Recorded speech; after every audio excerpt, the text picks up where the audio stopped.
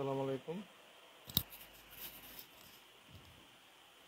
বাংলাদেশের কর্পোরেট ট্যাক্সের আদ্যোপান্ত বইটি দেখতে পাচ্ছেন। আপনাদের আগামী শনিবারে আয়কর আইনজীবী পরীক্ষা অনুষ্ঠিত হবে। দীর্ঘ 5 বছর পর পর এই পরীক্ষা অনুষ্ঠিত হয়। আমার কথাগুলো কি শোনা যাচ্ছে কিনা একটু কমেন্ট বক্সে জানাবেন। আমি আজকে আপনাদের সাথে একটু শেয়ার করতে আসছি একটা শর্ট সাজেশন, আপনারা কিভাবে প্রস্তুতি নেবেন এবং প্রস্তুতি নিয়ে যাতে সফলকাম হতে পারেন। আয়কর আইন 2023 এটা নতুন করে আইন হয়েছে। এই আইনের পরে আর কোনো নতুন আইন প্রস্তুত করার পরে আর কোনো পরীক্ষা হয়নি, এটাই প্রথম পরীক্ষা। এবং পরীক্ষার কি সিস্টেমে হবে ওটা আগের 3-4 বছরের প্রশ্ন দেখলে আপনারা বুঝতে পারবেন।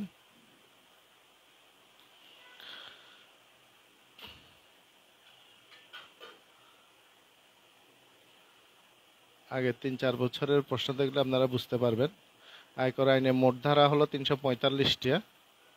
345টা ধারা আছে। 345টা ধারা আছে এবং ধারার মধ্যে কিছু ইম্পর্ট্যান্ট ধারা আছে, ওগুলো থেকেই প্রশ্ন আসবে। বিশেষত ধারা 2 এ সংজ্ঞা দেওয়া আছে।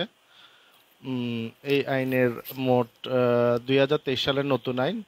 এইখানে মোট 345টা ধারা আছে, 8টা তফসিল আছে। এগুলো আপনাদেরকে জানতে হবে, কোন তফসিলে কি আছে এগুলো জানতে হবে। আর ধারাগুলো একটু দেখে নিতে হবে। ধারার মধ্যে ধারা 2 এ সংজ্ঞা দেওয়া আছে।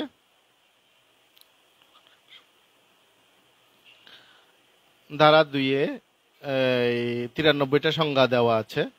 এর মধ্যে সবগুলো তো আপনারা মুখস্থ করতে পারবেন না, কিছু কিছু ধারা আপনাদেরকে অবশ্যই জানতে হবে।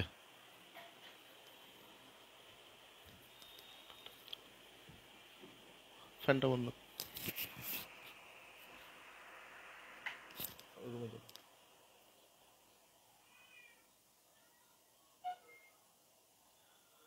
আজকে একটু টেকনিক্যাল প্রবলেম দেখা দিয়েছে এলাকায়। কারেন্টের একটু পাওয়ার একটু সাপ্লাই একটু বন্ধ আছে, সেই জন্য কম্পিউটার থেকে আপনাদেরকে লাইভে যেতে পারছি না। ওই মোবাইল থেকে গিয়েছি, সেই জন্য স্লাইড শেয়ার করা যাচ্ছে না।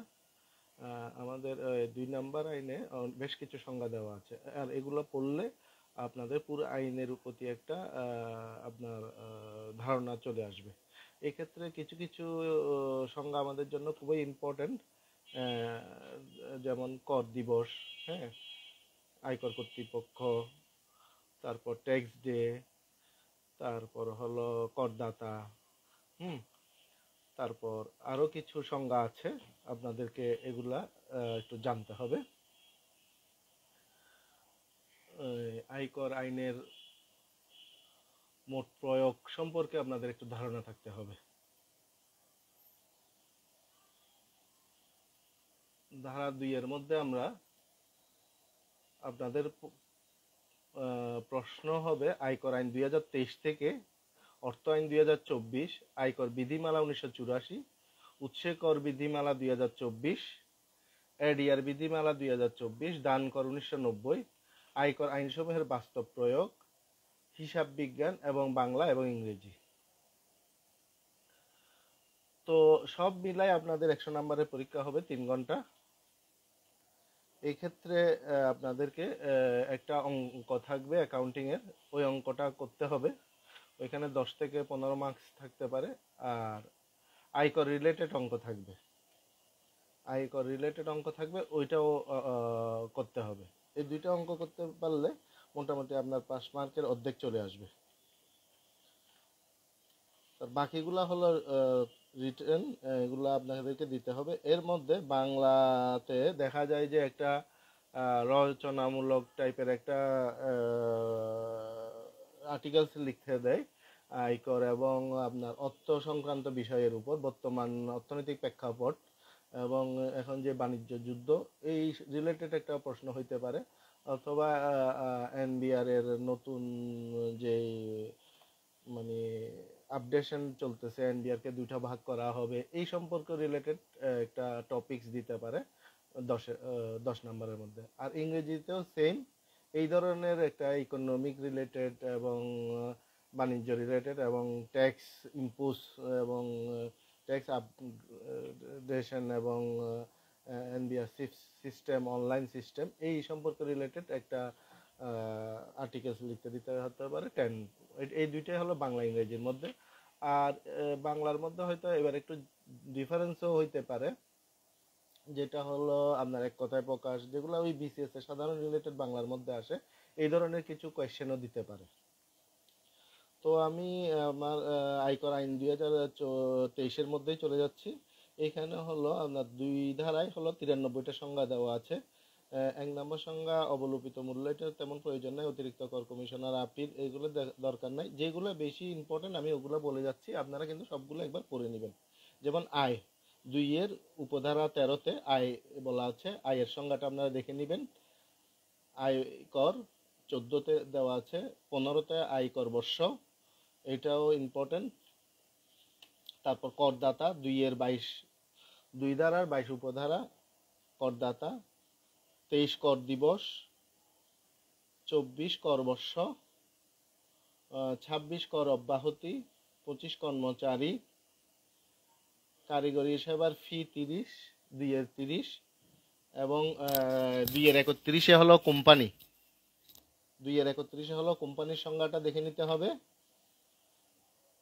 2-এর 33-এ হলো গবেষণা ও উন্নয়ন, এটাও আমাদেরকে দেখতে হবে। 2-এর 38-এ ট্রাস্ট, 2-এর 35-এ হলো চাকরি, 2-এর 43-এ হলো দাতব্য উদ্দেশ্য, এই জিনিসগুলো আপনারা একটু দেখে নেবেন। তারপর হলো 2-এর 45-এ হলো নিবাসী, নিবাসী কারা, নিবাসী করদাতার একটা সংজ্ঞা আছে। এইখানে আগে একটু চেঞ্জ ছিল, গত বছর থেকে একটু ডিফারেন্স হয়েছে, ওই জিনিসটা একটু দেখে নেবেন। আগে 182 কথা বলা ছিল, এবার 183-র কথাটা বলা হচ্ছে, এই জিনিসটা আপনারা একটু দেখে নেবেন। বেশ কিছু ফরমেশন আছে। একজন ব্যক্তি এক নাগারে কত দিন থাকবে, এক নাগারে 183 দিন থাকতে হবে, 4 বছরের মধ্যে সব মিলাই 365 দিন হতে হবে, এই জিনিসগুলো মুখস্থ করবেন। ক খ গ গ আছে। আর অনিবাসী কারা, যারা নিবাসী নয় এরাই হলো অনিবাসী, এটাও মুখস্থ করতে হবে। বাজার মূল্য 2-60 ধারা, এটা মুখস্থ করতে হবে। পার্কিউজিট 2-এর 55 ধারা, এটাও মুখস্থ করতে হবে। এটা ধারা 2-এর 32-এ সংজ্ঞায়িত আছে পার্কিউজিট, এইখানে বলা হচ্ছে কোথায় আছে এটা বলে দিয়েছে, এই জিনিসটা মুখস্থ করতে হবে। ফটকা কারবার, এটা তেমন প্রয়োজন নাই। বিক্রয়লব্ধ অর্থ 2-এর 63 ধারায় এটা লাগবে।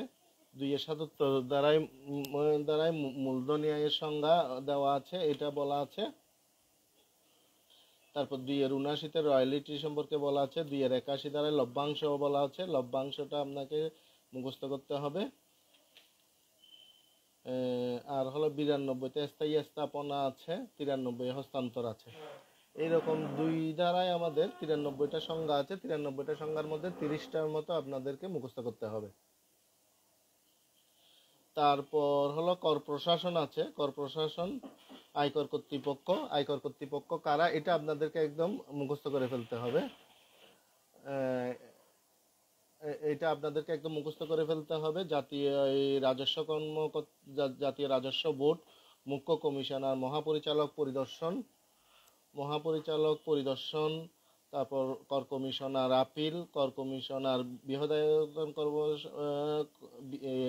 ইউনিট, বৃহৎ করদাতা ইউনিট, তারপর এলটিইউ যেটা বলি আমরা, মহাপরিচালক প্রশিক্ষণ, কেন্দ্রীয় গোয়েন্দা সেল, কর কমিশনার, অতিরিক্ত কর কমিশনার, যুগ্ম কর কমিশনার, উপকর কমিশনার, তারপর সহকারী কর কমিশনার এবং ইএসিটি এক্সট্রা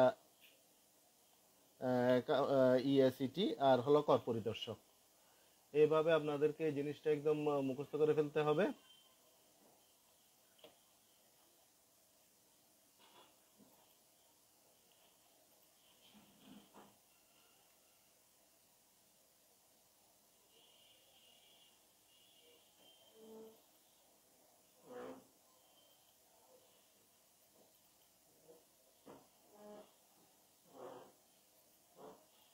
আমি আইনটা আপনাদেরকে একটু দেখাচ্ছি।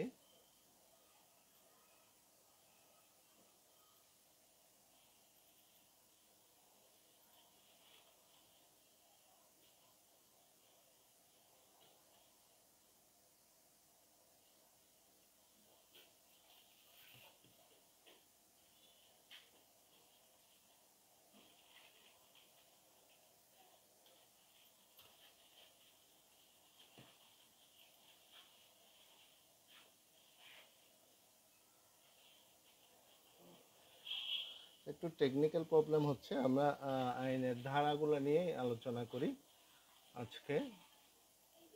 এরপরে আমরা বিভিন্ন ইয়াগুলো নিব।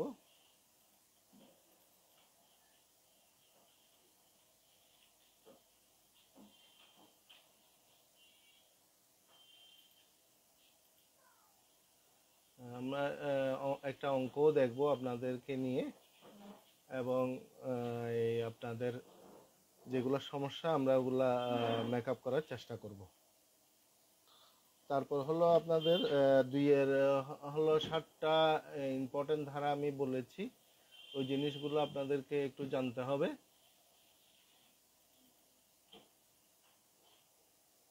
দুইয়ের 93টা সংজ্ঞা আছে, 93টা সংজ্ঞার মধ্যে আমি 30টার মতো সংজ্ঞা দিয়েছি। ধারা 4 আপনারা একটু নোট করেন। ধারা 4 আয়কর কর্তৃপক্ষ।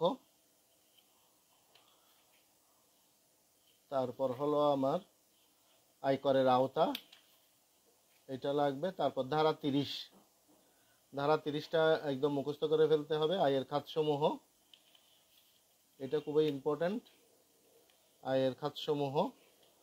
তারপর আপনাদেরকে চাকরি আয়, চাকরি আয় থেকে কি কি জিনিস আসবে, কি কি জিনিস বাদ যাবে, এবং কত টাকা পর্যন্ত বাদ যাবে। 3,50,000 টাকা অথবা 4/1 হ্যাঁ, যেটা সর্বনিম্ন, এই জিনিসগুলো আপনাদেরকে মুখস্থ রাখতে হবে। এবং চাকরি ভাড়া ইনকাম এবং সঞ্চয়পত্র ইনকাম, তারপর হলো আর্থিক পরিসম্পদ খাতে ইনকাম, এই 3টা মিলে আপনাদেরকে একটা অঙ্ক দিতে পারে। ওই অঙ্কের জন্য আমার হলো ধারাগুলা দেখতে হবে। কৃষি খাতে আয়, কৃষি খাতে আয়ের মধ্যে 60% যদি আপনি হিসাব না রাখেন, 60% পর্যন্ত আপনি অবলোপন পাবেন। আর শুধুমাত্র যদি কৃষি ইনকাম থাকে সেক্ষেত্রে মোট ট্যাক্স রেয়াত অকরধার্য যেটা আছে 3.5 লাখের সাথে আরো 2 লাখ টাকা বাড়াইতে পারবেন।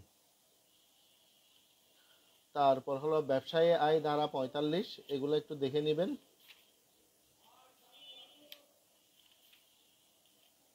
এটা একটু দেখে নেবেন। তারপর হলো আপনার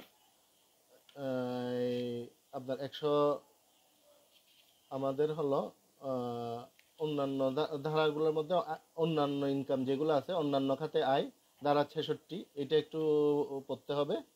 আর্থিক পরিসম্পদ খাতে আয় ধারা 62, এটা একটু মুখস্থ করবেন। ক্ষতির সমন্বয় এবং জের টানা, কয় বছর পর্যন্ত ক্ষতির সমন্বয় জের টানা যায়, এটা একটু দেখে নেবেন। আর কোন কোন ক্ষতির সাথে কোন কোন ক্ষতির জের টানা যায়। মূলধনী ক্ষতি মূলধনী ক্ষতির সাথে, ব্যবসায়ী ক্ষতি ব্যবসায়ী ক্ষতির সাথে, আর ফটকা কারবার ফটকা কারবারের সাথে, তামাক জাতীয় ব্যবসা তামাক জাতীয় ব্যবসার সাথে ধারা 70, এই জিনিসটা একটু দেখে নেবেন। হিসাব রক্ষণ পদ্ধতি, এটা হিসাব রক্ষণ পদ্ধতির সাথেই একটা অ্যাকাউন্টসের অঙ্ক দিবে। হ্যাঁ, এই জিনিসটা একটু মুখস্থ রাখতে হবে।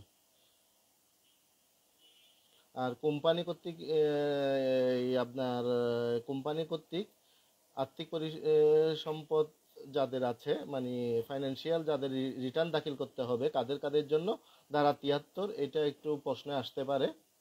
আপনাদের শর্ট কোয়েশ্চেন টাইপের প্রশ্ন হবে, 10 নাম্বার, 10টা কোয়েশ্চেন দিয়ে দিবে অথবা ফিল ইন দ্য ব্ল্যাঙ্কস দিয়ে দিবে, যেখানেতে 10 নাম্বার থাকবে। এই জিনিসগুলোর জন্য এটা লাগবে। ধারা 73 কাদের কাদের জন্য রিটার্ন সাবমিট বাধ্যতামূলক, মানে রিটার্নের সাথে মানে আর্থিক হিসাব, যেটা সিএফআরএম এর রিপোর্ট, অডিট রিপোর্ট, কাদের জন্য বাধ্যতামূলক, এরকম একটা কোয়েশ্চেন দিয়ে দিবে। তারপর দীর্ঘমেয়াদী চুক্তি, এটা দরকার নাই। তারপর হলো কর অব্যাহতি, কর অব্যাহতি হলো ট্যাক্সের অঙ্কটা করার জন্য কর অব্যাহতি প্রয়োজন হবে। কর অব্যাহতি ধারা 76, এটা একটু দেখে নেবেন।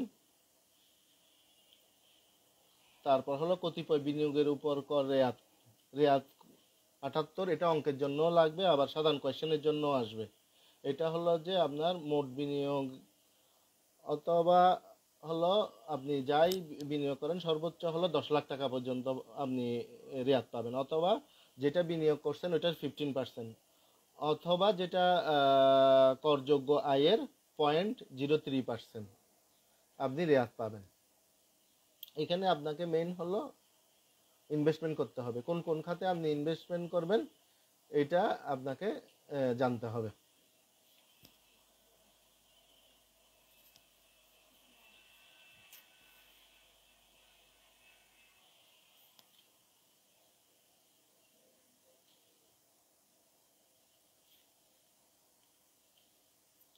তারপর হলো আপনাদের উৎসে করকর্তন। উৎসে করকর্তন ধারায় আছে 86 থেকে 137 পর্যন্ত, আবার একটা বিধিমালাও আছে।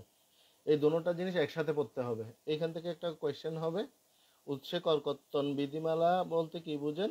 এইখানে 7 থেকে 8টা জিনিস আপনাদেরকে মুখস্থ রাখতে হবে, ধারা এবং পার্সেন্টেজ সহ। একটা কোয়েশ্চেন একবার এসেছে, উৎসে করকর্তন উৎসে করকর্তন বলতে কি বুঝেন। 5টি উৎসে করকর্তন এবং 7টি উৎসে করকর্তন ধারা সহ লিখেন এবং ব্যাখ্যা মানে কত পার্সেন্ট সহ লিখেন, এবং এটা শর্ট রিলেটেড কোয়েশ্চেনও হইতে পারে। যেমন চাকরি থেকে গড় হারে আপনার ট্যাক্স কাটতে হবে, এটা কত ধারা 86-তে বলা আছে। যারা 87-তে সংসদ সদস্যদের সম্মানের উপর কত পার্সেন্ট, 10%। অংশগ্রহণ তহবিল, কল্যাণ তহবিল এগুলোর উপর 10%। তারপর হলো আপনার ঠিকাদারি সেবার উপর, এটা গড় হারে এখানে একটা অনেক কিছু বলা আছে, এটার জন্য আপনাকে ওই উৎসে করকর্তন বিধিমালার যেটা বিধি আছে ওই বিধিতে যাইতে হবে। তারপর হলো সেবার উপর ক্ষেত্রে সর্বোচ্চ হলো 20%, এইগুলা দেখতে হবে। তারপর হলো অভিনেতা অভিনেত্রীর উপর 10%। এখানে আগে একটা স্ল্যাব ছিল, এখন ওই স্ল্যাবটা নাই, এটা একটু দেখে নেবেন। কমিশন ডিসকাউন্ট ফির উপর কত পার্সেন্ট, এই রকম রিলেটেড আপনাকে 8টা একদম পার্সেন্টেজ সহ মুখস্থ করে ফেলতে হবে। এই ধরনের একটা কোয়েশ্চেন আগে আসছিল, যেমন ভাড়া থেকে ভাড়ার ইনকামের উপর 5%, সঞ্চয়পত্রের উপর কত পার্সেন্ট, 10%। হ্যাঁ, 5 লাখ টাকার নিচে যাদের আছে তাদের কাটতে হবে না, কিন্তু যাদের হলো ব্যক্তিগত তাদের জন্য 10%। এই জিনিসগুলো একদম মুখস্থ করে ফেলবেন। তারপর এদিকে আর তেমন লাগবে না। এরপরে হলো অগ্রিম কর। অগ্রিম করের উপর একটা কোয়েশ্চেন এসেছে, অগ্রিম কর বলতে কি বুঝেন, কয় কিস্তিতে অগ্রিম কর প্রদান করা যায়। অগ্রিম কর হলো কারা অগ্রিম কর দেবে, যাদের হলো পার্সোনাল ট্যাক্সের উপর 6 মাসের বেশি, 6 লাখ টাকার বেশি হয় ইয়ারলি ইনকাম, তাদেরকে আপনার অগ্রিম কর দিতে হবে। অগ্রিম কর 4টা কিস্তিতে দিতে হবে। হলো 4টা কিভাবে দিবেন ওই জিনিসগুলো আপনারা দেখে নেবেন। 4টা কিস্তি দিয়া বলা আছে ওখানে, 15 জুলাই, 15 জুন, 15 সেপ্টেম্বর, আর হলো 15 December. 15 September, 15 December, 15 March, 15 June. এটা 15-15 খেয়াল রাখবেন প্রতি কোয়ার্টারলি। এক কোয়ার্টারে 3 মাস করে মোট 4 কোয়ার্টার খেয়াল রাখলে হয়ে যাবে। এই 4টা কত পার্সেন্ট করে, 25% করে।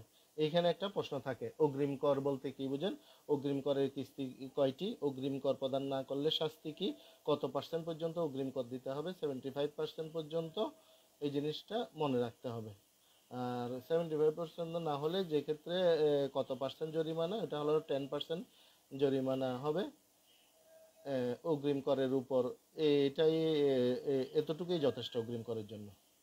তারপর হলো ন্যূনতম কর। ন্যূনতম করের একটা চ্যাপ্টার আছে, ধারা 163। এটা একটু মনে রাখতে হবে। এটা হলো আপনারা পড়বেন, ভালো করে পড়বেন। 163 ধারা, 163 ধারায় ন্যূনতম করের ব্যাপারে বলা আছে। 163 ধারায় ন্যূনতম করের ব্যাপারে বলা আছে, এই জিনিসটা আপনারা দেখে নেবেন। তারপর হলো ইম্পর্টেন্ট একটা সেকশন হলো 165 রিটার্ন। কারা কারা রিটার্ন দেবে, তারপর হলো কাদের জন্য রিটার্ন দাখিল বাধ্যতামূলক, 166, 165, 166, এটা একটু নোট করেন, এইখান থেকে একটা প্রশ্ন আসে। কারা কারা রিটার্ন দেবে, দাখিল করতে হবে। 166 রিটার্ন কি, রিটার্ন জিনিসটা কি? 165 এটা হলো একটা নির্ধারিত ফর্মে যে করদাতাদেরকে 1 বছরের আয়ের এবং সম্পদের যে বিবরণী এনবিআর জাতীয় রাজস্ব বোর্ডের কর্তৃপক্ষের নিকট দাখিল করা হয়, ওইটাই হলো রিটার্ন। হ্যাঁ, একটা প্রেসক্রাইব ফর্ম থাকে, ওই ফর্মে যেটা বর্ণনা করতে হয় এটাই হলো রিটার্ন। রিটার্ন দাখিল বলা আছে 166 ধারায়। 167 ধারায় পরিসম্পদ ও দায়ের বিবরণী, এটা কাদের জন্য সাবমিট করতে হবে? 110 ডাবল বি, 110 বি এবং ডবল বি পরিসম্পদ ও দায়ের বিবরণী হলো 10 বি, আর জীবনযাত্রায় ব্যয় সম্পর্কিত ধারা হলো 168, এটা হলো 10 ডাবল বি। এই জিনিসটা মুখস্থ করে ফেলতে হবে। এটা প্রশ্নে আসে, আইটি 10 বি বলতে কি বুঝেন, এখানে কি কি জিনিস উল্লেখ থাকে। হ্যাঁ, তখন আপনাকে বলতে হবে ধারা 167 পরিসম্পদ ও দায়ের বিবরণী বলা আছে, এটাই হলো আইটি 10 বি। আর আইটি 10 ডবল বি কি বলা আছে, ওখানে হলো জীবনযাত্রার ব্যয় সম্পর্কিত বিবরণী। ধারা 168 বলা আছে এটা কাদের জন্য সাবমিট করতে হবে, যেমন পরিসম্পদ ও দায়ের বিবরণী যাদের জন্য সাবমিট করতে হয় তাদের জন্য আবার জীবনযাত্রার ব্যয় বিবরণী দাখিল করতে হয়। এটা আগে 40 লাখ টাকা পর্যন্ত যাদের সম্পদ ছিল তাদের জন্য বাধ্যতামূলক করা হয়েছে, এবার এই নতুন ইয়াতে আবার 2024-এর সংশোধনীতে 50 লক্ষ টাকা করা হয়েছে। এছাড়া আরও জিনিস আছে, যাদের সরকারি মালিক হইলে, মোটর গাড়ির মালিক হইলে, সরকারি চাকরি হইলে, গৃহ সম্পত্তি অ্যাপার্টমেন্ট থাকলে এদেরও এই জিনিসগুলো সাবমিট করতে হবে। এগুলো আপনাদের মুখস্থ করে ফেলতে হবে। 167, 168 এই চারটা ধারা খুবই ইম্পর্টেন্ট। 165, 166, 167, 168 এগুলো একটু নোট করেন। তারপর 169 রিটার্ন দাখিলের সাধারণ নিয়মাবলী। তারপর হলো 174 পরবর্তী কর দিবসের সময়ের মধ্যে রিটার্ন দাখিল না করার ক্ষেত্রে কর পরিগণনা। যেমন আপনার ট্যাক্স ডে কবে, ট্যাক্স ডের পরবর্তীতে রিটার্ন দাখিল করলে কি হবে, এই জিনিসটা 174 বলা আছে। এখানে হলো মাসিক 2% হলে জরিমানা প্রদান করার জন্য বলা আছে। এটা কোন ধারায় বলা আছে এবং এটার একটা অঙ্ক দিয়ে দিতে পারে। একজন করদাতা তিনি এই সময়ের মধ্যে রিটার্ন দাখিল করেন নাই, তার এই এত টাকা ইনকাম, তার কত টাকা 5 মাস তার ডিও 5 মাস পরে সে রিটার্ন জমা দিচ্ছে, সেক্ষেত্রে সে কত টাকা জরিমানা সহ রিটার্ন জমা দিবে এবং সর্বোচ্চ কত সময়ের মধ্যে, এটা 24 মাস, সর্বোচ্চ 2 বছর পর্যন্ত এই জরিমানা প্রয়োগ হবে প্রতি মাসে 2% হারে। এই জিনিসটা আপনারা মুখস্থ রাখবেন। তারপর এদিকে আর তেমন নেই। তারপর হলো 180 ধারা, মোস্ট ইম্পর্টেন্ট। 180 ধারা যেটাতে আমরা বর্তমানে রিটার্ন সাবমিট করি। 180 ধারা স্বনির্ধারণী এবং সাধারণ রিটার্ন এবং স্বনির্ধারণী, এই দুইটা এখান থেকে দেখে নেবেন। 180 ধারা 180 81 ধারায় হলো রিটার্ন প্রসেস করবে, 182-তে অডিট করবে, আর ওইটা হলো 183-তে হলো রিটার্নের ভিত্তিতে কর কমিশনার আপনার ডিমান্ড করবে। এই জিনিসগুলো এখান থেকে দেখে নেবেন। রিটার্নের ভিত্তিতে উপকর কমিশনার কর্তৃক কর নির্ধারণ, এটা 183 ধারায় বলা আছে। 180 থেকে হলো রিটার্ন জমা, আর হলো এর পরেরগুলা হলো যে ডিসিটি, যেগুলা ওই রিটার্নের ভিত্তিতে যে অডিট করবে, অডিট করার পরে আপনাকে অ্যাসেসমেন্ট করবে।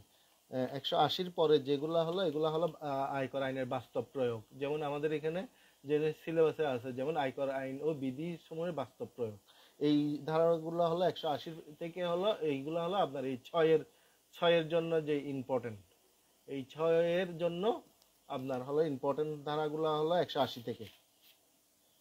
180 থেকে আবার কোনগুলো ইম্পর্টেন্ট, এই এডিআর বিধিমালাও এই রিলেটেড ইম্পর্টেন্ট।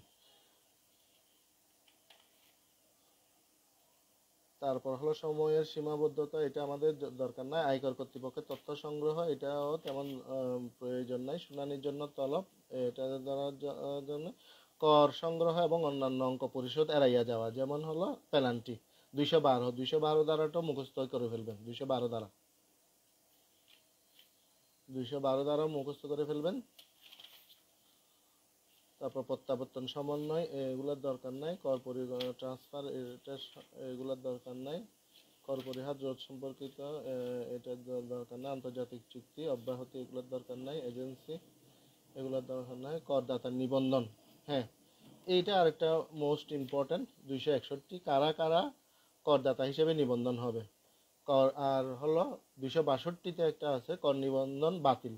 কিভাবে বাতিল করা যাবে, এটা আগের আইনের ধারায় ছিল না, বর্তমানে ধারাতে বলা আছে 262 ধারায় 261তে 261তে বলা আছে করদাতা নিবন্ধন কারা কারা নিবন্ধন করবে, কারা কারা নিবন্ধন করবে এবং হলো করদাতা নিবন্ধন কারা কারা নিবন্ধন বাতিল হবে, কিভাবে নিবন্ধন বাতিল হবে। ধারা 261, ধারা 262, তারপর হলো ধারা 263 হলো উইথহোল্ডিং শনাক্তকরণ নম্বর, যেটা দরকার আছে। 264 এটা হলো মোস্ট ইম্পর্টেন্ট, এটা মনে রাখেন, এটা মুখস্থ রাখতে হবে।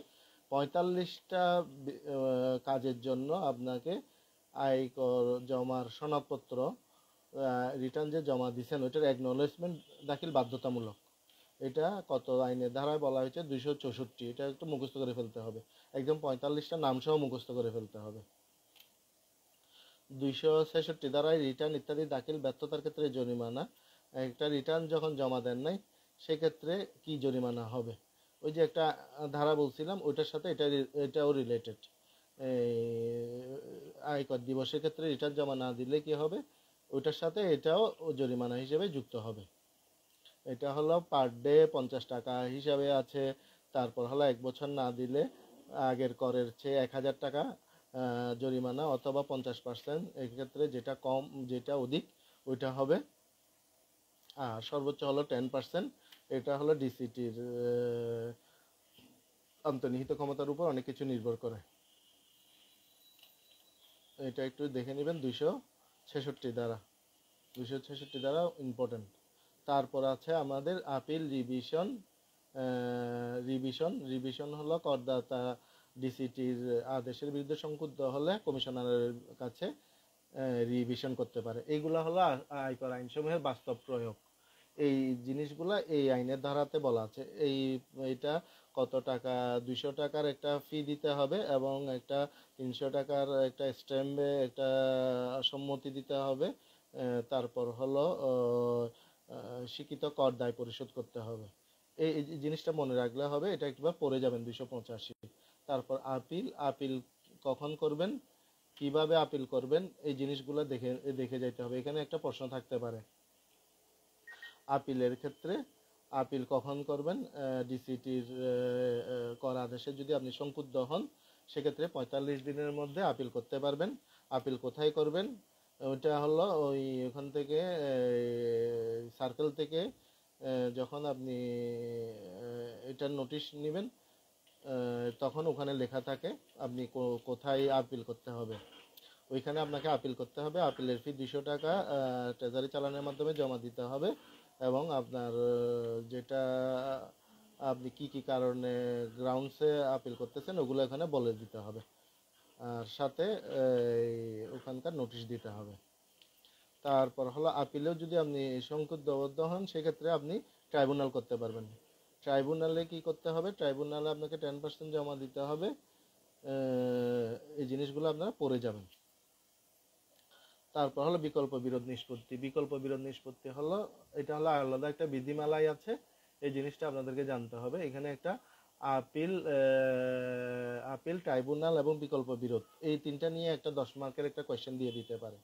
হ্যাঁ, বিকল্প বিরোধ নিষ্পত্তি বলতে কি বোঝেন, এটা কোথায় কোথায় আছে। ধারা 296 থেকে বিকল্প বিরোধ বলা আছে, আর এদিকে বিকল্প বিরোধ এডিআর বিধিমালা 2024, এডিআর বিধিমালাটাই হলো বিকল্প বিরোধ নিষ্পত্তি হলো, এই বিধিমালাটাই হলো 2024। এইখানে কি আছে, এখানে হলো 11টা তফসিল আছে। এখানে হলো আপনাকে মামলা আগে ট্রাইব্যুনালে সাবমিট করতে হবে, ট্রাইব্যুনালে সাবমিট করে ওইখানে আবার আপনাকে বন্ধ করে দিতে হবে। আগে এডিআর এর ফি ছিল হলো মোট বিরোধীয় করের 5% জমা দিতে হতো, কিন্তু এখন আবার 10% জমা দিতে হবে। আর সর্বনিম্ন 5,000 টাকা এবং সর্বোচ্চ 50,000 টাকা। বিরোধীয় করে 10%-এর মধ্যে যদি 10%-এর যদি 5,000 কমেও হয় তাহলে 5,000 দিতে হবে, আর বেশি যদি 50,000-এর বেশিও হয় তাহলে 50,000 পর্যন্ত দিলেই হবে। আর এখানে কয়টা তফসিল আছে? 11টা তফসিল আছে। এটা কিভাবে করতে হয়? এটা ট্রাইব্যুনালে সাবমিট করতে হবে। প্রথমে আপনার মামলা ট্রাইব্যুনালে সাবমিট করতে হবে, এরপর একটা অ্যাপ্লিকেশন করে ট্রাইব্যুনালে বন্ধ করতে হবে, বন্ধ করে আবার এডিআরে যেতে হবে ট্রাইব্যুনালের অনুমতি নিয়ে। ওইটা আবার ট্রাইব্যুনালে সাবমিট করতে হবে, ট্রাইব্যুনালে সাবমিট করে ওইটা আবার এডিআরে সাবমিট করতে হবে, এডিআর থেকে ওই কপি আবার ট্রাইব্যুনালে সাবমিট করতে হবে। তখন ট্রাইব্যুনাল ওই জিনিসটা ওইখানে এডিআর আপনাকে প্রসেসিং করে দিয়ে দিবে। এগুলা হলো বিভিন্ন তফসিল আছে, তফসিলগুলা ফর্মগুলা পূরণ করতে হবে। 11টা তফসিল আছে, ওই বিভিন্ন সময় বিভিন্ন ইয়াতে এই তফসিলগুলা লাগবে। এটা আমি মোটা দাগে বলে দিলাম, এটা আপনারা একটু পড়ে নেবেন।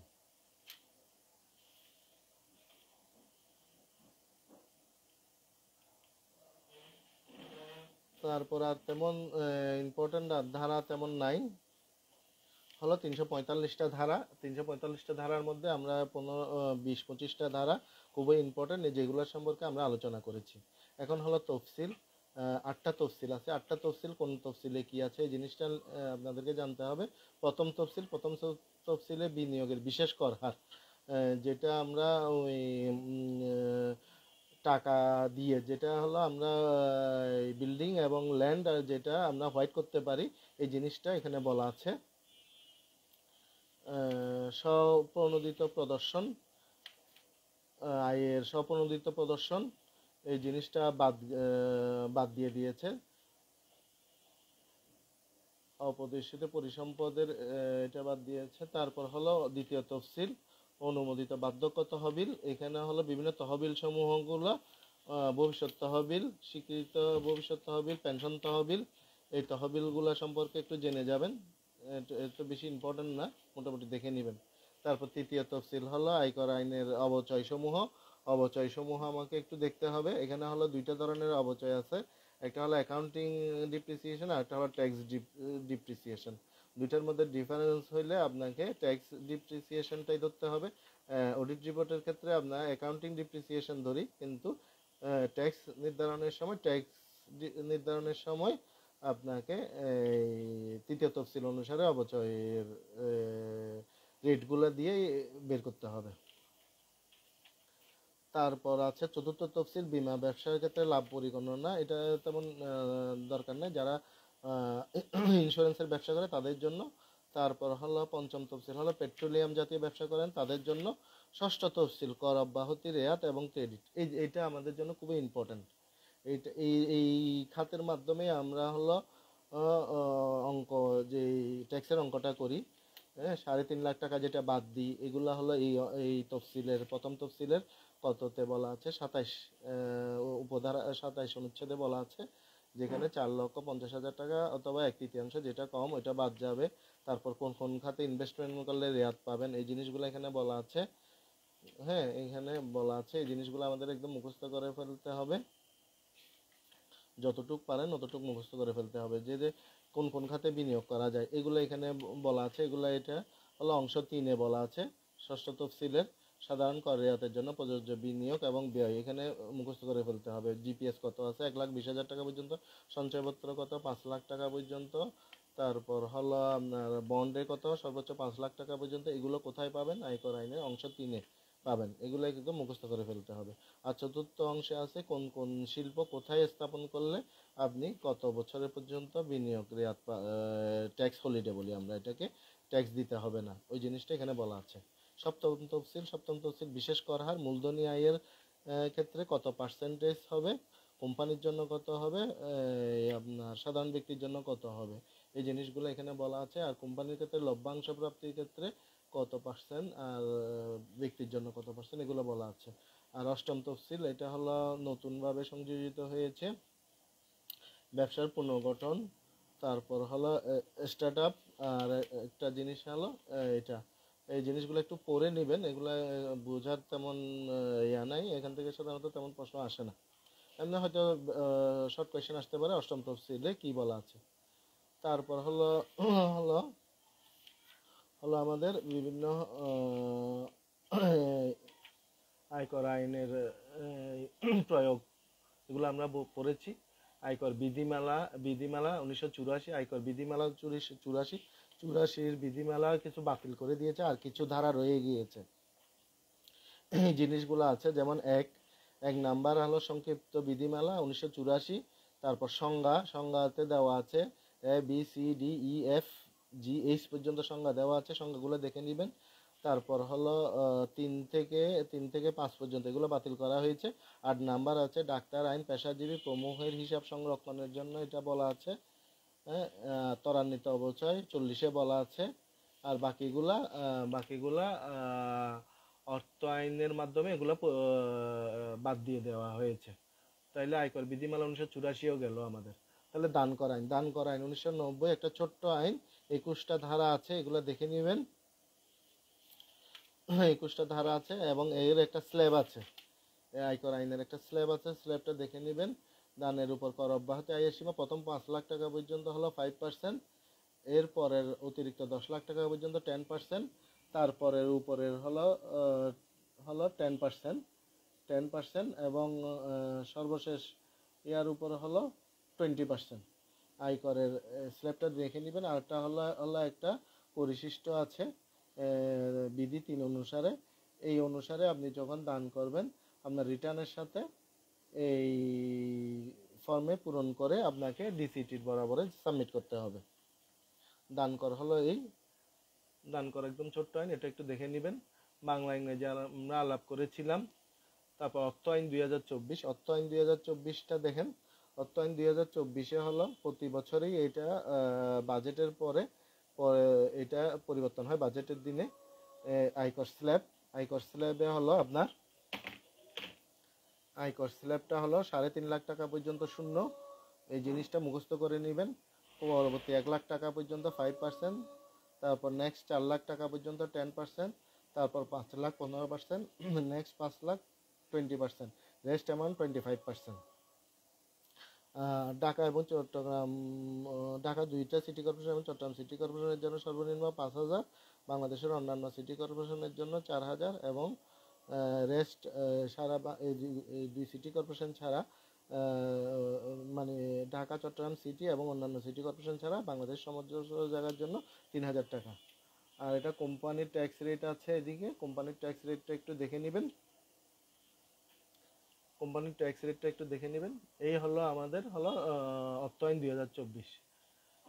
আর আয়কর আইন বিধিমালা 2024 আমরা এটা পড়ে ফেলেছি। এখন আমরা হিসাব বিজ্ঞানের একটু দেখব। হিসাব বিজ্ঞানের একটা ব্যাপার আছে, এগুলো একটু দেখব। হিসাব বিজ্ঞানে হয়তো একটা অতীতে আমরা দেখেছি, একটা ট্রায়াল ব্যালেন্স দেয় আর একটা ব্যালেন্স শিট করতে দেয়। 2 বছর 2টা দিয়েছে। তো ট্রায়াল ব্যালেন্সের ব্যাপারে একটু মনে রাখতে হবে, এক চান্সে মিলে গেলে ভালো।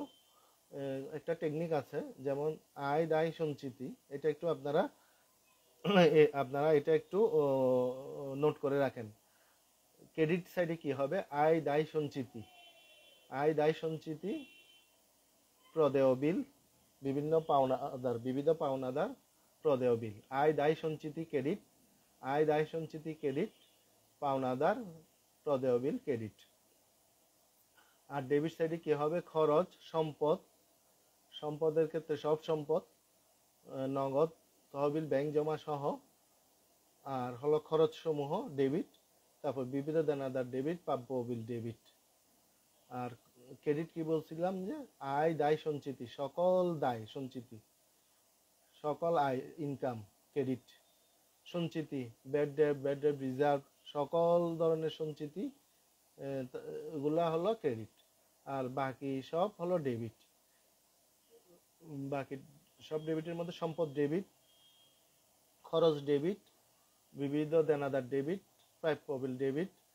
তাইলে মোটামুটি আপনাদের অঙ্ক মিলে যাবে, এই সূত্রটা যদি মনে রাখেন। আর একটা ব্যালেন্স শিটটা আসলে সময় পাইলে একটু করাইলে ভালো হইতো। এটা আপনারা এত বেশি দেখার দরকার নেই, বেশি ট্রানজ্যাকশন দেয় না, অল্প কয়টা ট্রানজ্যাকশন দেয় ট্রায়াল ব্যালেন্সে অল্প কয়টা ট্রানজ্যাকশন দেয়। ওই ট্রানজ্যাকশনগুলো থেকে আপনারা অঙ্কটা করবেন। প্রথমে একটা টি ফর্মে করে ফেলবেন, বেশি ঝামেলায় দেওয়ার দরকার নাই। প্রথমে 1 পেজে একটা ক্রয় বিক্রয় হিসাব লিখে ফেলবেন, মাঝখানে ভাগ করে ফেলবেন, দুইটা রো করবেন, ডান সাইডে দুইটা রো, বাম সাইডে দুইটা রো, মাঝখানে একটা ভাগ থাকবে। তারপর এরকম 3টা পেজেই সেম করে ফেলবেন, 3টা পেজে এঁকে ফেলবেন। একটা পেজে 2টা অংশ নিতে পারেন, দরকার নাই, 3টা পেজে 3টা অংশ করে ফেলবেন। একটা হলো ক্রয় বিক্রয় হিসাব, একটা হলো লাভ ক্ষতি হিসাব, আর একটা হলো উদ্ধৃতপত্র মানে ব্যালেন্স শিট। ক্রয় বিক্রয় হিসাবের আপনার ডান সাইডে বিক্রয়টা লিখবেন, আর বাম সাইডে ডেবিট সাইডে ক্রয়টা লিখবেন। বিক্রয় থেকে বিক্রয় ফেরত বাদ দিবেন, ক্রয় থেকে ক্রয় ফেরত বাদ দিবেন। এই জিনিসগুলো আপনারা শুনলেও অঙ্কটা মিলে ফেলতে পারবেন। বাম সাইডে এবং ডান সাইড ডেবিট এবং ক্রেডিট হলো, ডান সাইডে আপনি বিক্রয় লিখবেন, বিক্রয় থেকে বিক্রয় ফেরত বাদ দিবেন, তারপর সমাপনী মজুদ লিখবেন। আর ডান সাইডে এটা লিখবেন, আর বাম সাইডে লিখবেন ক্রয়, ক্রয় থেকে ক্রয় ফেরত বাদ দিবেন। আর ডাইরেক্ট কতগুলো খরচ আছে, যেমন মজুরি, হ্যাঁ, ক্রয় পরিবহন, জাহাজ ভাড়া, এইগুলো এখানে দিবেন। তারপর ওপেনিং প্রারম্ভিক মজুদ দিবেন, ক্রয় দিবেন, ক্রয় থেকে ক্রয় ফেরত বাদ দিবেন যদি থাকে। তারপর হলো জাহাজ ভাড়া, মজুরি, হ্যাঁ, যেগুলা কারবারের সাথে প্রত্যক্ষ মানে ডাইরেক্ট খরচ, ওই জিনিসগুলো এখানে দিবেন। এরপরে আপনারা ডান সাইড আগে যোগ করবেন। ডান সাইড যদি বড় হয় তাহলে আমাদের মোট লাভ হবে, আর ডান সাইড যদি কম হয় সেক্ষেত্রে মোট ক্ষতি হবে। মোট ক্ষতি হওয়ার অঙ্ক দেবে না আপনাদেরকে, মোট লাভই হবে। মোট লাভ হলো আমার বাম সাইডে লিখে ফেলবো, ডান সাইড আগে যোগ করব, ডান সাইডের যে যোগফলটা ওইটা বাম সাইডে নিয়ে যাব, বাম সাইডের যেগুলো যোগ আছে ওগুলো থেকে এটা বের করার পরে যেটা ব্যালেন্সিং ফিগার হবে ওটা হবে মোট লাভ। মোট লাভটা আমরা আবার নিট লাভের ওখানে লাভ ক্ষতি হিসাবে নিয়ে আসব, ওইখানে ওইটা আবার ডান সাইডে লিখব। এরপরে আপনার ওই যে প্রশ্নে আছে রেওয়া মিলের, যেখানে প্রত্যক্ষ পরোক্ষ খরচ সমূহ আছে, বেতন, তারপর হলো আপনার অবচয়, হ্যাঁ, তারপর বিদ্যুৎ বিল, কারখানার ভাড়া, অফিস ভাড়া। কারখানার ভাড়া উপরে যাবে, কারখানার ভাড়া ক্রয় করে ট্রেডিং অ্যাকাউন্টে যাবে। তারপর হলো এখানে অফিস ভাড়া, তারপর হলো সুদ, ব্যাংক সুদ, টেলিফোন, টেলেক্স, ফ্যাক্স, হ্যাঁ, তারপর হলো এই ধরনের আর যাগুলো খরচ আছে সবগুলো এখানে বসাই দিবেন, সবগুলো এখানে বসাই দিবেন। তারপর হলো এখানে হলো ডান সাইড যোগ করবেন, ডান সাইড আগে যোগ করবেন, ডান সাইড থেকে বাম সাইডে নিয়ে আসবেন, আবার ওইখানে নেট লাভ হবে। তারপর ওখানে আপনারা ওই উদ্ধৃতপত্র ব্যালেন্স শিটে চলে যাবেন। ব্যালেন্স শিটের আবার ডান সাইডে লিখবেন যে সম্পদ সমূহ, ডান সাইডে লিখবেন সম্পদ সমূহ হলো সমাপনী মজুদ, এটা ডবল এন্ট্রি হবে, সমাপনী মজুদ থাকতে পারে। তারপর বিবিধ দেনাদার, ব্যাংক জমা, হ্যাঁ, তারপর যেগুলো আছে ওগুলো এখানে লিখে ফেলবেন। আর বাম সাইডে লিখবেন মূলধন বাদ উত্তোলন যোগ নিট লাভ, হ্যাঁ, তারপর হলো বিবিধ পাওনাদার, হ্যাঁ, বিভিন্ন সঞ্চিতি, এই জিনিসগুলো এখানে লিখবেন। আশা করি দোনো দিকে মিলে যাবে, আশা করি দোনো দিকে মিলে যাবে। আমরা একটা অঙ্ক দেখাতেও পারি। আচ্ছা, এটা হলো ট্যাক্স রিলেটেড অঙ্ক।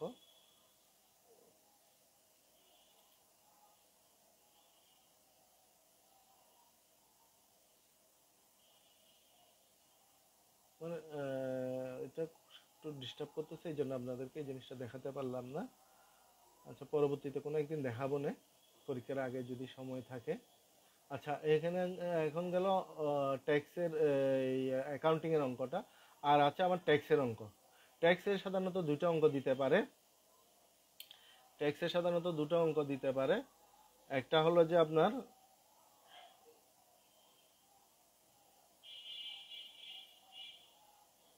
ট্যাক্সের সাধারণত দুটো অঙ্ক দিতে পারে।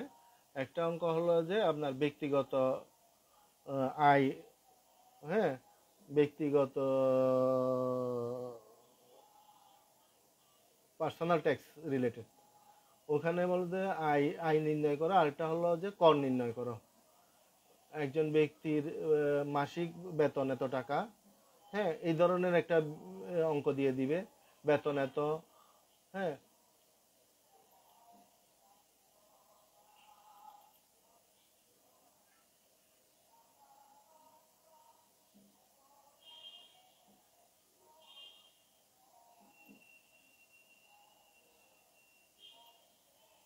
এই ধরনের একটা অঙ্ক দিয়ে দিবে।